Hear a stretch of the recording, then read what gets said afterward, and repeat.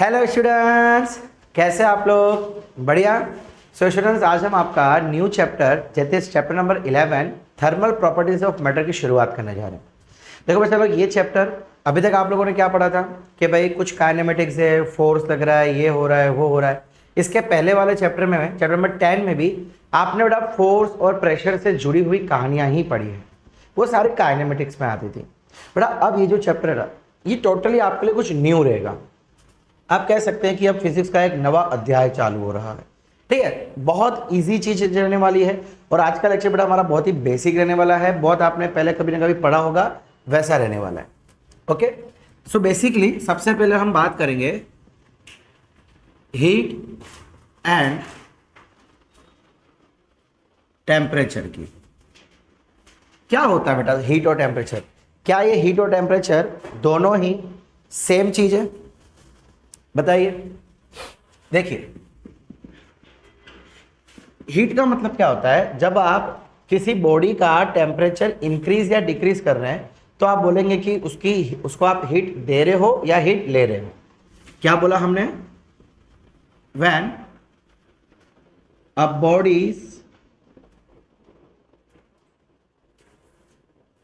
Temperature is राइज्ड, it is said to be heated। ऐसा कहा जाएगा कि उसे आपने हीट कर दिया है। बट अगर टेम्परेचर की बात करूं, बट टेम्परेचर क्या है? कोई भी बॉडी का टेम्परेचर इतना है, इतना डिग्री सेल्सियस है, इतना डिग्री केल्विन है, यही हम लोग कहते हैं ना। सो एक्चुअली टेम्परेचर कर क्या रहा है बेटा? ये मेजर कर रहा है कि कोई भी बॉडी कितना ठंडा या कितना गर्म है, उसे मेजर कर रहा है। सिंपल सी चीज, it is the measurement of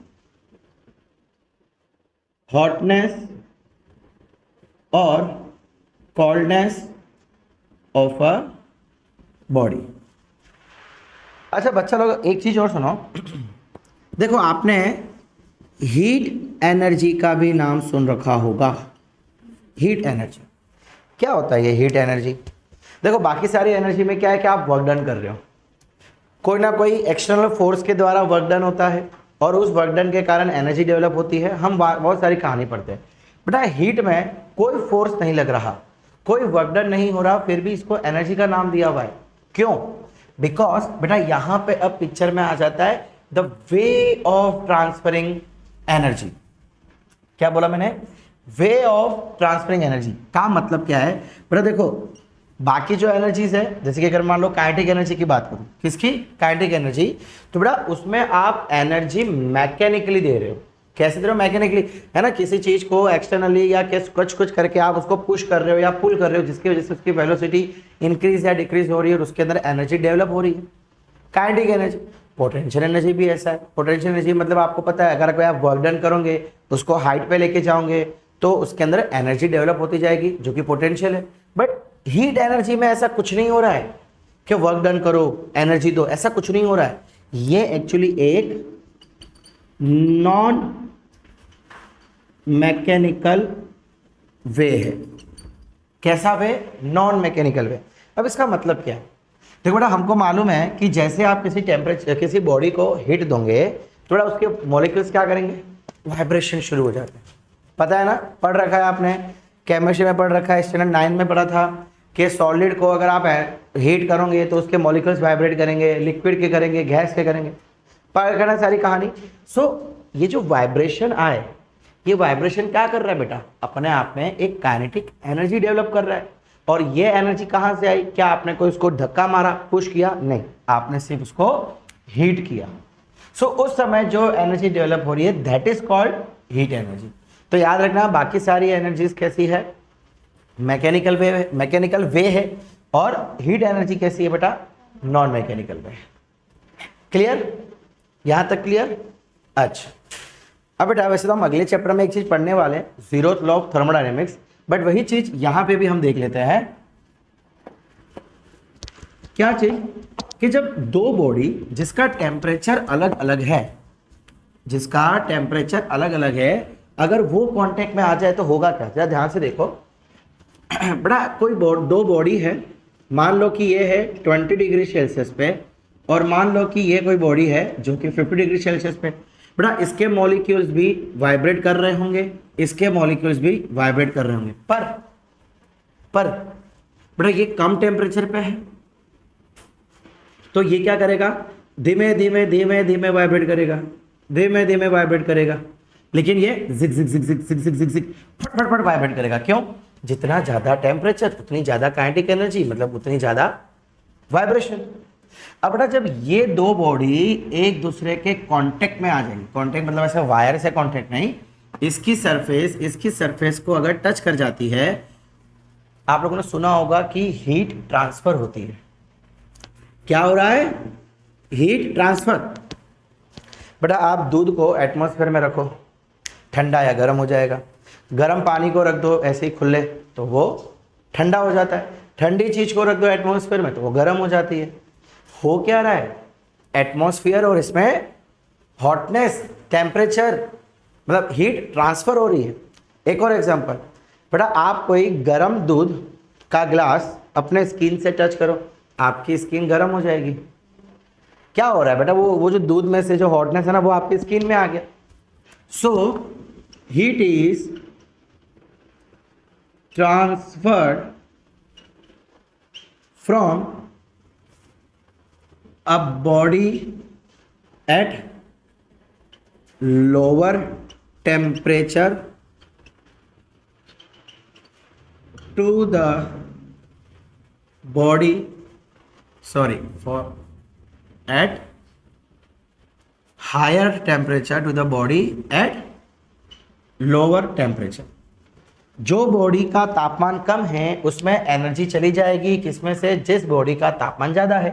मतलब बेटा होगा क्या कि इसके पार्टिकल जो वाइब्रेट करे ना, वो अपनी वाइब्रेशनल एनर्जी इनको दे देंगे। क्या करेंगे?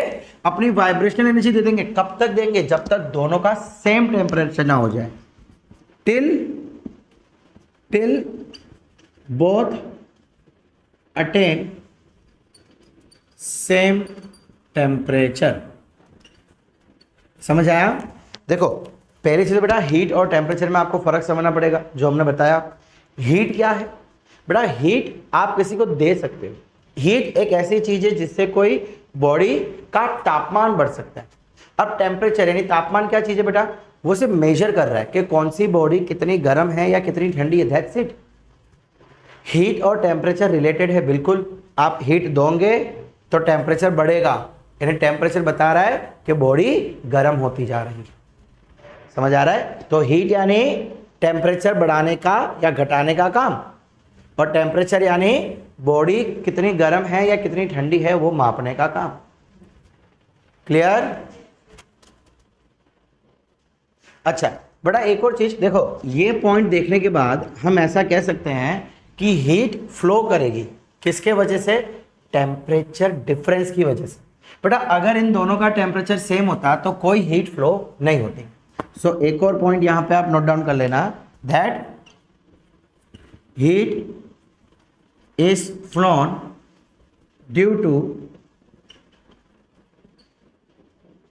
Temperature difference. दैट इज बेटा टेम्परेचर डिफरेंस से क्या मतलब है हमारा? वाइब्रेशनल काइनेटिक एनर्जी फर्क। देखो मैंने बताया ना, कम टेम्परेचर वाला धीमे धीमे वाइब्रेट करेगा, ज्यादा वाला ज्यादा जल्दी से वाइब्रेट करेगा। सो दोनों की काइनेटिक एनर्जी में चेंज होगा। सो मतलब अल्टीमेटली टेम्परेचर डिफरेंस आया क्यों? बिकॉज उनके मॉलिक्यूल्स वाइब्रेशन अलग अलग कर रहे थे। So due to difference in vibrational kinetic energy. समझ आ रहा है आपको? ठीक है बच्चा लोग, लिख लीजिए, इसको नोट डाउन कर लीजिए, हरी अप।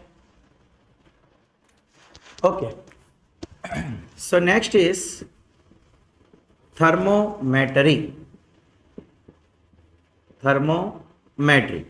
क्या है ये थर्मोमेट्री? थर्मोमेट्री एक जस्ट एक ब्रांच है, ब्रांच ऑफ साइंस या ब्रांच ऑफ फिजिक्स कह सकते हैं, जो कि टेम्परेचर मेजरमेंट पे काम करता है। It is a branch which deals with the measurement of temperature. बेटा जैसे कि आपको मालूम है टेम्परेचर मेजर करने के लिए कितने सारे स्केल्स यूज होते हैं ना, Celsius scale, kelvin scale, Fahrenheit scale, पढ़ रखा है ना आपने। लेकिन बच्चा मान लो कि कोई नवी स्केल आपके एग्जाम में आ गई, जैसे एक रूमर्स स्केल भी आती है, आपको पता ही नहीं उसके बारे में, पढ़ा ही नहीं होगा आप लोगों ने। या मान लो कि मैं आज कोई नवी स्केल इंट्रोड्यूस कर देता हूँ, तो कैसे मैं रिलेट करूंगा कि 1 डिग्री मतलब कितना, न्यू स्केल वाली प्रॉपर्टी, क्वांटिटी, समझ रहे हैं आप लोग। फिर चलिए सबसे पहले आज हम देखते हैं कि आपने फॉर्मूला पढ़ रखा है, मुझे पता है, लेकिन आज हमें बहुत नवा तरीका देखेंगे, एक ऐसा तरीका जिसके वजह से आप कोई भी दो स्केल को आपस में रिलेट कर सकते हो, कोई भी दो, चाहे आपने उसके बारे में पढ़ा हो चाहे उसके बारे में ना पढ़ा हो। ठीक है, सबसे पहले हम डिस्कस करेंगे, एक तो देखिए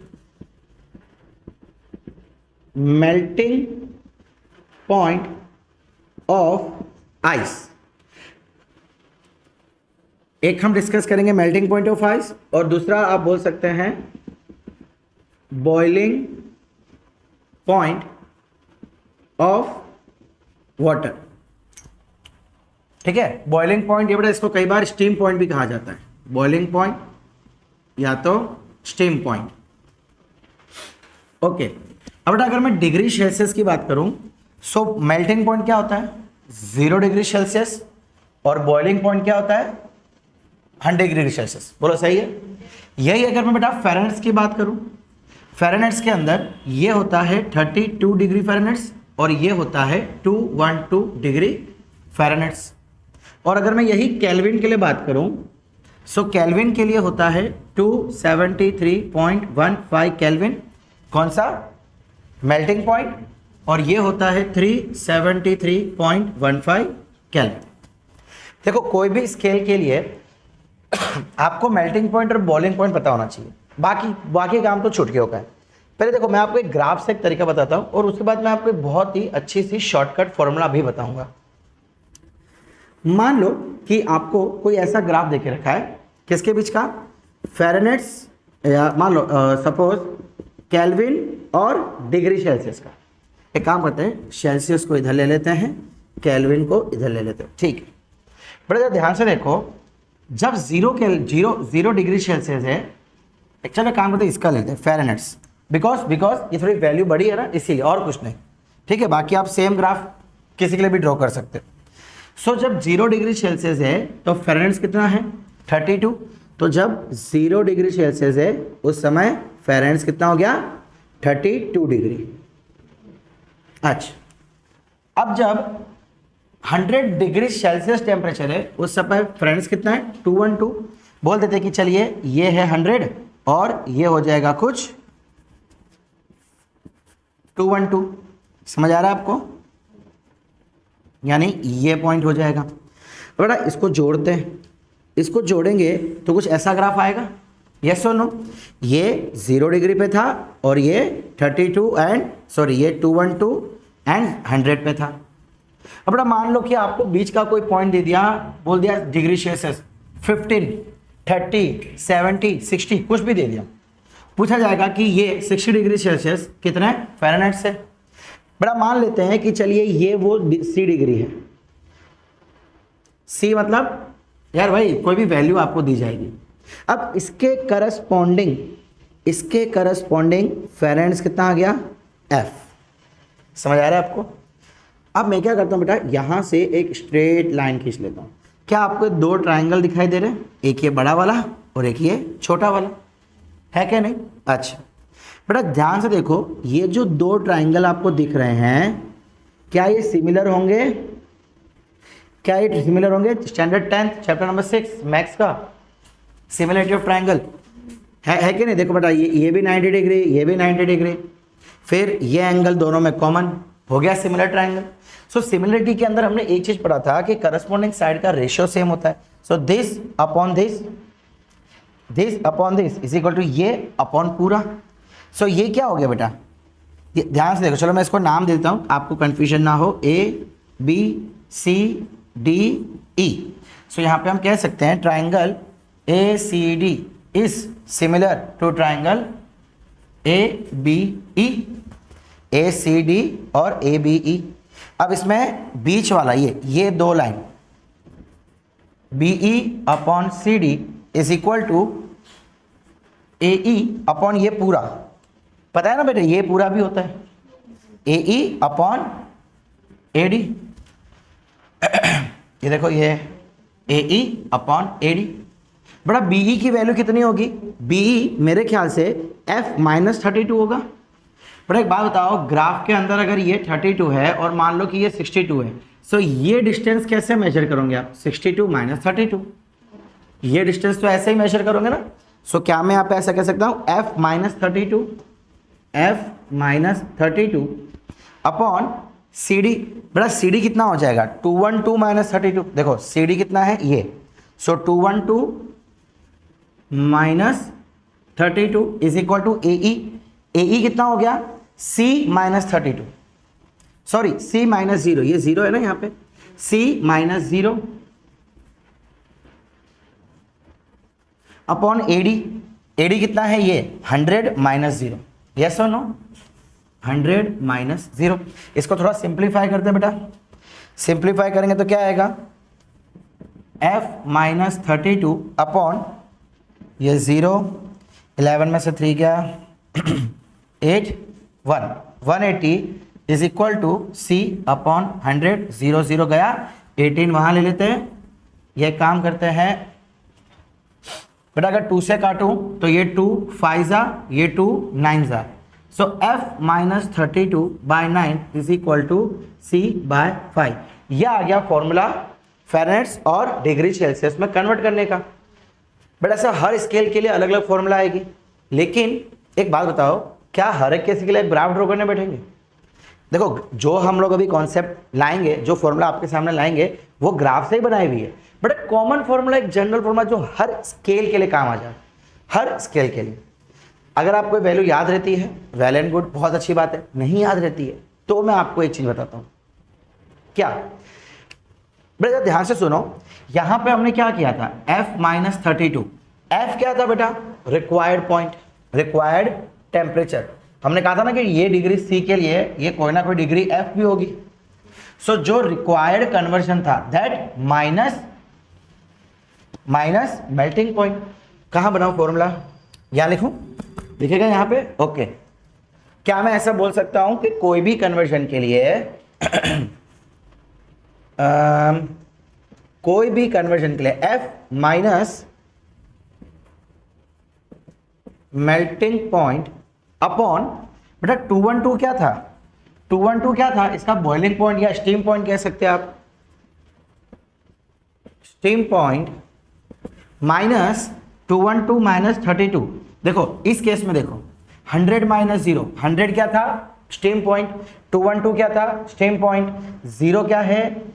मेल्टिंग पॉइंट। 32 क्या है? Melting point. तो क्या मैं ऐसा लिख सकता हूं? Steam point minus melting point.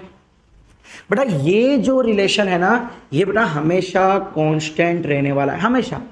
कोई भी स्केल का हो, कोई भी स्केल का हो, ये हमेशा कांस्टेंट रहेगा। इसका मतलब क्या हुआ? जरा ध्यान से देखो बेटा, मैं ये 2 लाइन बता देता हूं थोड़ा यहां पे फॉर्मूला लिखने के लिए। इसका मतलब, अब मान लो कि मुझे डिग्री सेल्सियस और केल्विन में बदलना है। डिग्री सेल्सियस और केल्विन, ध्यान से पहले यहां देख लेना बेटा। तो मैं क्या बोलूंगा?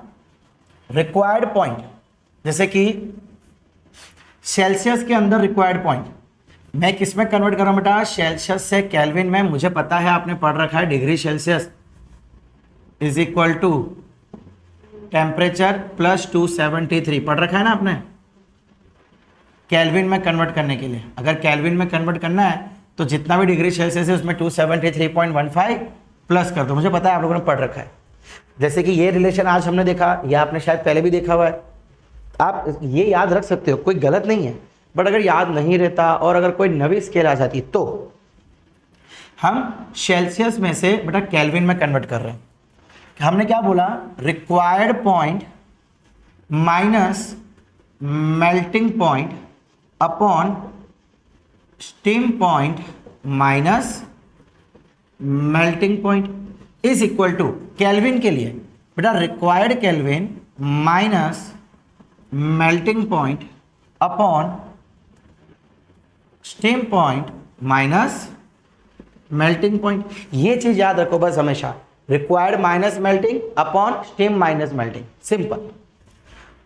तो ये क्या हो जाएगा बेटा, degree Celsius is equal to degree Celsius minus melting point कितना है बेटा इसका, सेल्सियस में मेल्टिंग पॉइंट कितना था 0, सो माइनस 0 अपॉन स्टीम कितना था 100 melting 0 is equal to Kelvin minus melting कितना बेटा इसमें 273.15 अपॉन स्टीम कितना है 373.15 माइनस मेल्टिंग 273.15।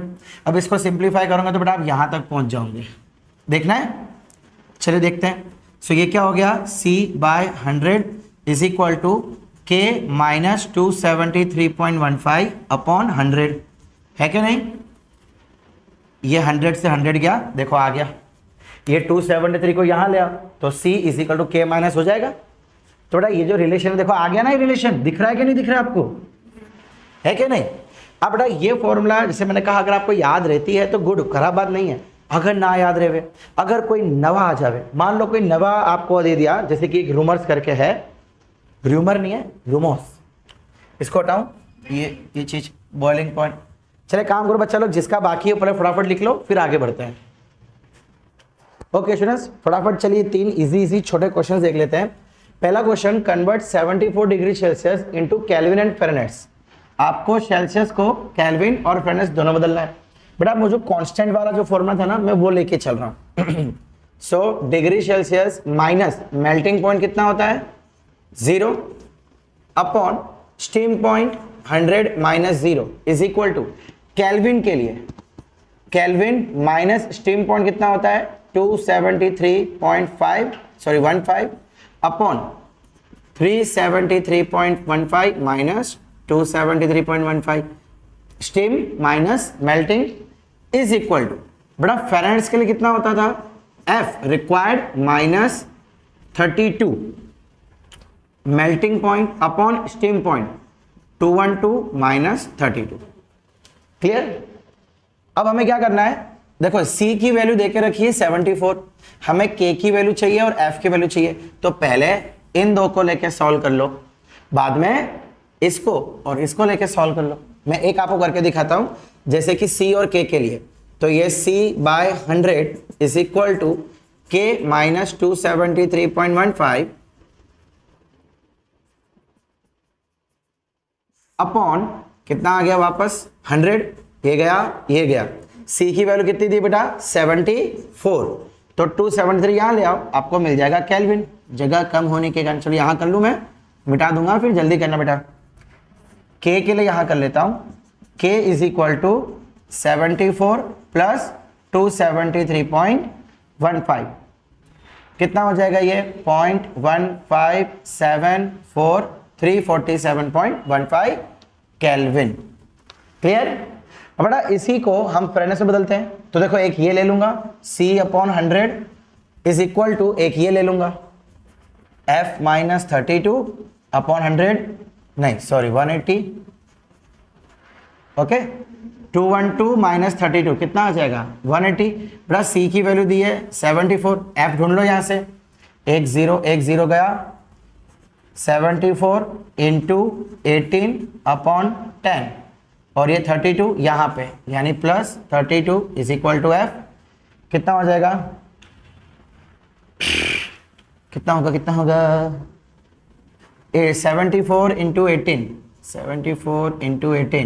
कितना हो जाएगा 32 56 60 63 एंड 1332 133 10 के कारण 0.2 plus 32 is equal to F।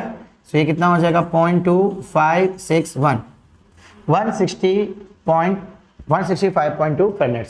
हो गया कन्वर्जन, समझ आया बेटा। इस चीज को लेके चलो, इन जनरल इस चीज को लेके चलो, आपकी सारी प्रॉब्लम सॉल्व हो जाएगी।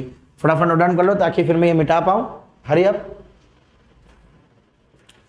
ओके स्टूडेंट्स, अगला क्वेश्चन बेटा, ये वाला हम बाद में करेंगे, पहले ये वाला करते हैं। फॉर र्यूमर्स स्केल, देखो बेटा अब एक नवी स्केल आ गई हमारे पास, र्यूमर्स, पहली बार आपने शायद नाम सुना होगा। The melting point of ice is 0। देखो आपको बोल के रहा है इन, ये हमारा यहां से सॉल्यूशन, इन र्यूमर्स स्केल मेल्टिंग पॉइंट कितना बोल रहा है बेटा, 0 डिग्री, और स्टीम पॉइंट कितना बोल रहा है, 80 डिग्री। कहा जा रहा है कि 20 डिग्री सेल्सियस को आर में कन्वर्ट करो।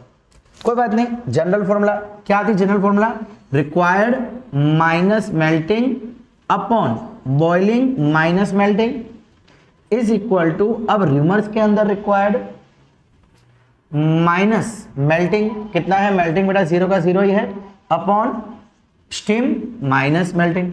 खत्म, खत्म कहानी। फाइंड कर लो आंसर। हमको सी की वैल्यू दे रखी है 20, सो ऊपर 20 माइनस 0, नीचे 100 minus 0 is equal to R by 80। 0 से 0 कट, ये 0 से ये कट, ये 8 इधर आ जाएगा, so R is equal to 16 degree. समझ आया, खत्म, फिनिश, पपलू सा। अब यहां आ जाओ बेटा, ये क्वेश्चन बहुत इंटरेस्टिंग है। If temperature is changed from 30 degree Celsius to 60 degree, find the temperature change। बच्चा अब हमको टेम्परेचर चेंज फाइंड करना है। कहा जा रहा है कि डिग्री सेल्सियस में टेम्परेचर बढ़ गया, 30 से 60 हो गया, सो केल्विन में और फ्रेंड्स में कितना चेंज हो जाएगा, कितना बढ़ेगा बताओ बेटा। अब ये फॉर्मूला लगाना गलत हो जाएगा, ये आपको एक वैल्यू को दूसरे वैल्यू में कन्वर्ट करने के लिए बताता है, बट बदलाव के लिए क्या होगा पता नहीं। तो आप इसको कैसे ढूंढेंगे बेटा, बहुत इजी, ध्यान से देखना। यहाँ पे ये 0 डिग्री सेल्सियस, 100 डिग्री, और बेटा फ़ारेनहाइट का क्या था, फ़ारेनहाइट का, चलो पहले मैं केल्विन के लिए सॉल्व करता हूँ। नहीं कितना, हाँ फ़ारेनहाइट, चलो कोई बात नहीं। यहाँ पे था 32, यहाँ पे था 212 फ़ारेनहाइट, याद आया बेटा। एक चीज़ देखो, यहाँ से यहाँ सेल्सियस कितना चेंज हो रहा है, 100 चेंज हो रहा है, और यहां से यहां ये कितना चेंज हो रहा है, मेरे ख्याल से 180 चेंज हो रहा है। माइनस करके देख लो, इसका मतलब बेटा 100 डिग्री सेल्सियस जब चेंज हुआ उस समय 180 फ़ारेनहाइट चेंज हुआ। समझ आ रहा है। सो 1 डिग्री सेल्सियस में बदलाव के लिए फ़ारेनहाइट में कितना बदलाव हो जाएगा बेटा, 100 को यहां ले जाओ, सो 1.8 फ़ारेनहाइट आ जाएगा।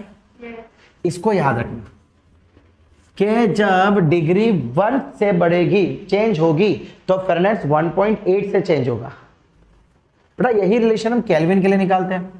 केल्विन के लिए क्या रिलेशन था बेटा, डिग्री सेल्सियस 0 100, केल्विन के लिए था यहाँ पे 273.15, यहाँ पे था 373.1.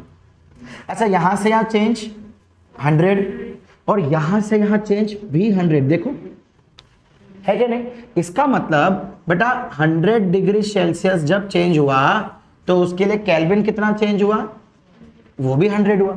इसका मतलब क्या मैं कह सकता हूं कि 1 डिग्री सेल्सियस चेंज के लिए केल्विन भी कितना चेंज हुआ, 1 चेंज हुआ, है कि नहीं। 100 कट कर दो, यानी जितना सेल्सियस में चेंज होगा उतना ही केल्विन में चेंज होगा, राइट। खत्म कहानी। यहां पे सेल्सियस में कितना चेंज हो रहा है, 60 माइनस 30 कितना, so 30 degree Celsius change. Kelvin में कितना होता है बेटा, 1 degree is equal to 1 Kelvin change, so 30 is equal to 30, यानी कि केल्विन में कितना चेंज होगा, 30 केल्विन चेंज। समझ आ रहा है आपको।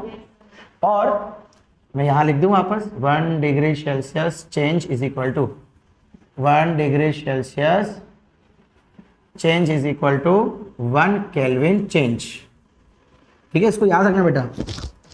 सो यहां कितना हो जाएगा, अगर मैं इसको फ़ारेनहाइट में चेंज करूं तो 1 डिग्री से 1.8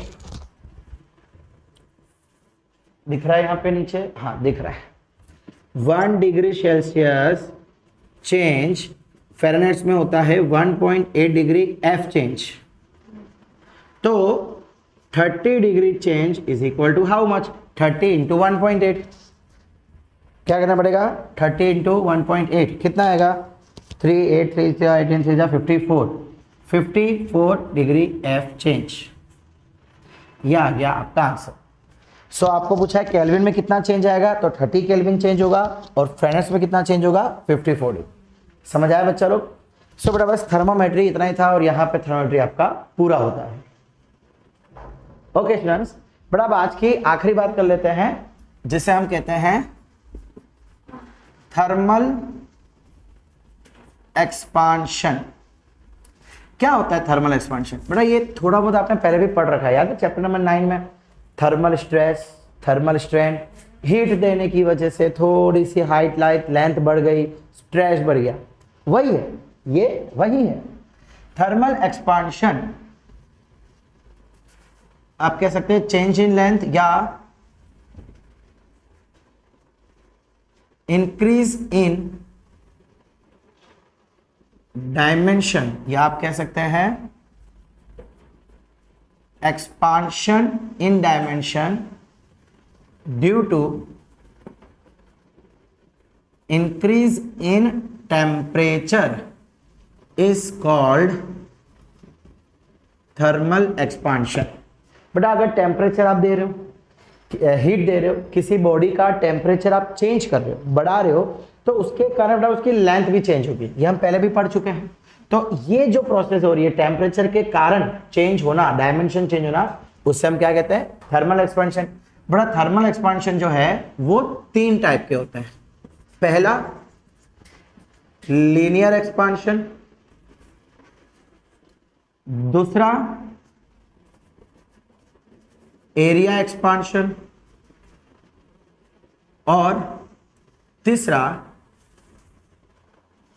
वॉल्यूम एक्सपांशन। तीनों की कहानी अपने आप में सेम है, ठीक है। अब अगर मान लो कि कोई लंबा सा रोड है, इसकी लेंथ है, ओरिजिनल लेंथ L, और इसका temperature at a particular moment इसका टेम्परेचर है T।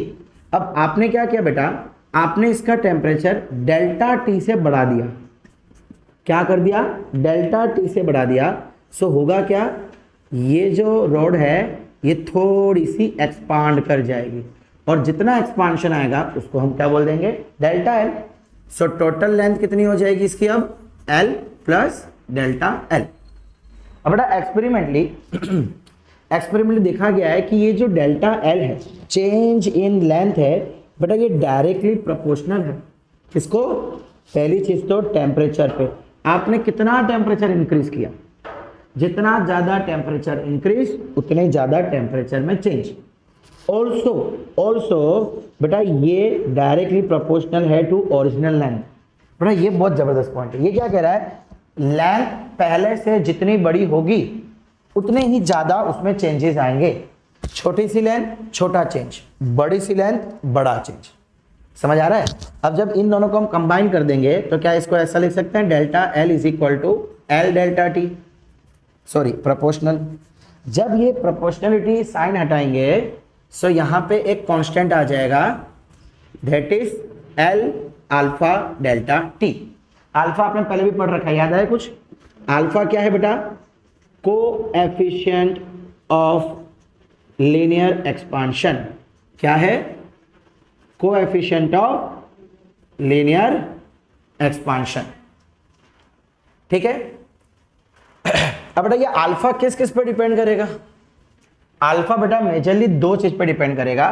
एक तो टेम्परेचर पे, जितना टेम्परेचर बढ़ाते जाओगे, ध्यान से सुन लो पहले, जितना टेम्परेचर बढ़ाते जाओगे उतना अल्फा बढ़ते जाएगा। बेटा एक्चुअली अल्फा पता है क्या बता रहा है, मैं आपको समझा दूं, इसका फीलिंग दिलाता हूं कि अल्फा एक्चुअली कहना क्या चाह रहा है। और दूसरा ये डिपेंड करता है बेटा मीडियम पे। आज कॉपर की वायर है, स्टील की वायर है, तो सब में एक्सपांशन अलग अलग होगा। सो अल्फा डिपेंड करता है मीडियम पे, और दूसरा क्या आप टेम्परेचर में कितना चेंज ला रहे हो, ठीक है। अब अल्फा एक्चुअली बता क्या रहा है, बेटा काम करो, मैं यहां से अल्फा को सब्जेक्ट बनाता हूं। क्या कर रहा हूं मैं, अल्फा को सब्जेक्ट बनाता हूं। ये थोड़ी लाइन इधर जान देता हूं, बिकॉज एरिया के लिए भी ज्यादा जगह नहीं चाहिए हमको, ठीक।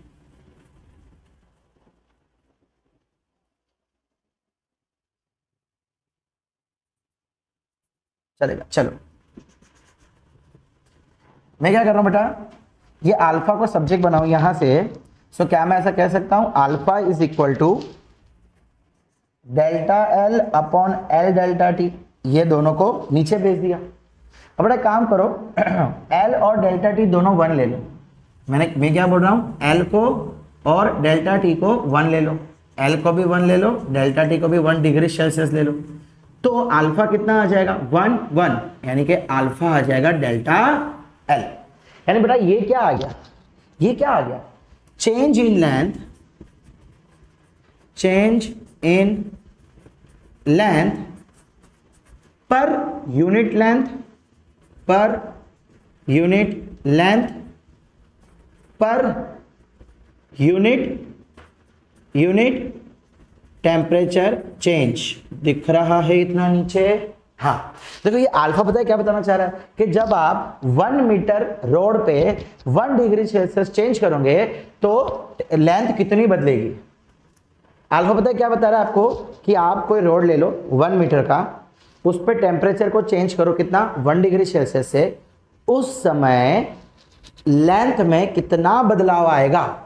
देखो ना, जितना लेंथ में बदलाव आएगा उतना ही अल्फा। समझ आ रहा है मैं क्या बोल रहा हूँ।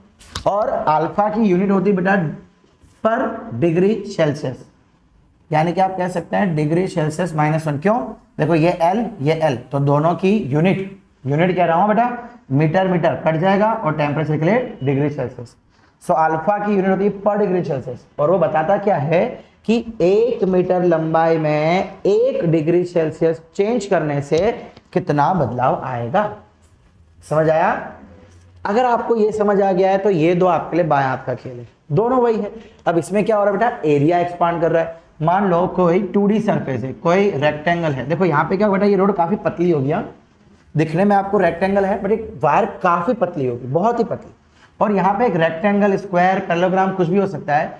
अब यहाँ पे क्या होगा, इसकी ये ब्रेड्थ भी चेंज होगी एंड हो सकता है इसकी ये लेंथ भी चेंज हो। समझ आ रहा है आपको? यानी ये बी, ये डेल्टा बी, ये एल और ये delta L. So overall area कितना बदलाव हुआ, delta L, L plus delta L into B plus delta B. Area क्या होता है, length into breadth. Total length L plus delta L, total breadth B plus delta B.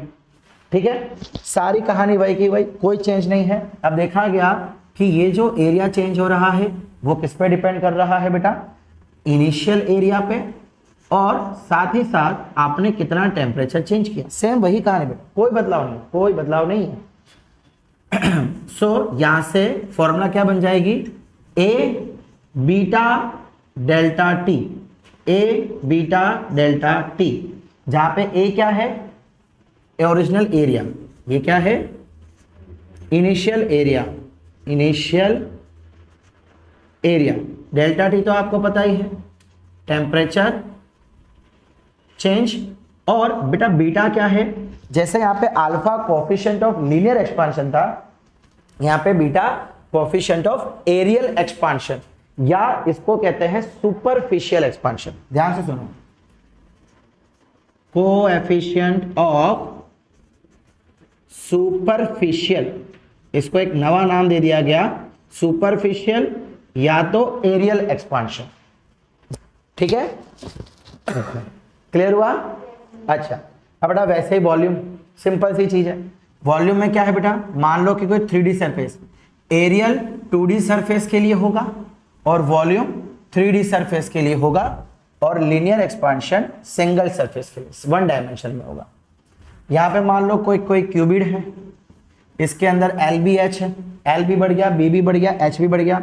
So delta we हम दे सकते हैं पर ये किस किस पे डिपेंड होगा, एक तो ये ओरिजिनल वॉल्यूम पे कि पहले वॉल्यूम कितनी थी, जितनी ज्यादा वॉल्यूम उतना ज्यादा चेंज, और दूसरा delta V is proportional to V and delta V is proportional to temperature change. कितना टेम्परेचर है बदलाव आया, तीनों सेम है बच्चा, बस वाली डायमेंशनल चेंज है 1 2 3। सो यहां से फॉर्मूला बन जाएगी change in volume is equal to original volume gamma delta T. इसके कांस्टेंट को अल्फा बोल दिया, इसके कांस्टेंट को बीटा बोल दिया, इसके कांस्टेंट गामा बोल दिया। तो इसको हम गामा को क्या बोल देंगे, कोएफिशिएंट ऑफ वॉल्यूम एक्सपांशन, ठीक है बेटा, सब में अल्फा हो या बीटा हो या गामा हो, वो किस पे डिपेंड करेगा? टेम्परेचर पे या तो मीडियम पे, तीनों का। आपको पता ना बीटा किस पे डिपेंड है? सेम, चेंज इन टेम्परेचर और मीडियम पे। गामा, अच्छा बीटा और गामा दिखाते क्या है? जो अल्फा दिखा रहा था, अल्फा में यूनिट लेंथ थी, बीटा में क्या हो जाएगा? Unit area. अगर आप 1 मीटर स्क्वायर एरिया में 1 डिग्री सेल्सियस टेम्परेचर चेंज करोगे तो बीटा की वैल्यू चेंज इन एरिया के बराबर हो जाएगी। सिमिलरली जब आप 1 मीटर क्यूब वॉल्यूम में टेम्परेचर को 1 डिग्री सेल्सियस से बढ़ाएंगे तो उस समय वॉल्यूम जितना बढ़ेगा वो हो जाएगा गामा। सो कांस्टेंट क्या दिखा रहा है कि 1 डायमेंशन में, 1 मीटर डायमेंशन में 1 डिग्री सेल्सियस बढ़ाने से कितना बदलाव आएगा। सिंपल, यही चीज आप इन दोनों के लिए भी नोट डाउन कर लेना। क्लियर? आखिरी चीज बेटा, इस अल्फा बीटा गामा का आपस में रिलेशन देखा गया, तो रिलेशन कुछ ऐसा निकल के आया बेटा, ध्यान से सुनना। Beta is equal to 2 alpha और gamma is equal to 3 alpha. तो अगर अल्फा बीटा गामा का आपको रिलेशन पूछना हो तो ये आएगा रिलेशन। कैसे आया बेटा वो भी दिखा सकता हूं, यहां पे प्रूव करके दिखाऊं, ठीक है? कोई बात नहीं, अगर आपने नहीं भी लिखा तो नोट्स में बेटा आप देख लेना। देखो हम ना छोटा सा चेंज लेके चलते हैं, छोटा सा चेंज डीवी। बेटा वॉल्यूम की फॉर्मूला क्या होती है? अगर मैं क्यूब की बात करूं, वॉल्यूम की formula for cube L into B into H, बोलो सही है? अच्छा अब अगर चलो एक चीज ले लेते हैं, dV is equal to, formula क्या थी बेटा? Original volume gamma into change in temperature.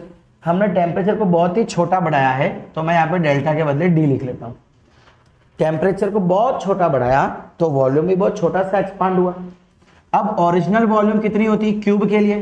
अगर मान लो क्यूब है तो L into L into L, L cube, yes और नो? बेटा यहाँ पे dV कितना होगा?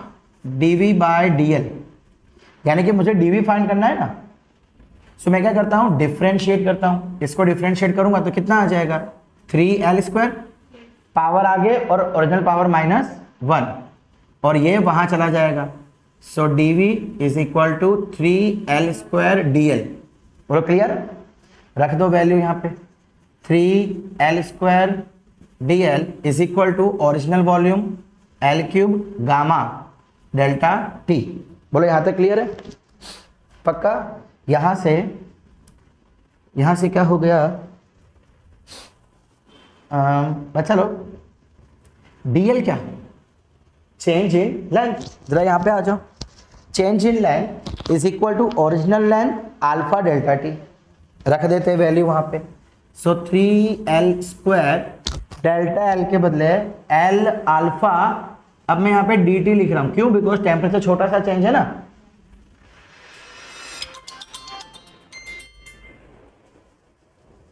सो ये ले लेते हैं dl is equal to L cube gamma dt। बोलो क्लियर है? देखो L square into L, L cube गया, dt गया, क्या बचा? यहाँ पे 3 अल्फा और यहाँ पे gamma. So gamma is equal to 3 alpha.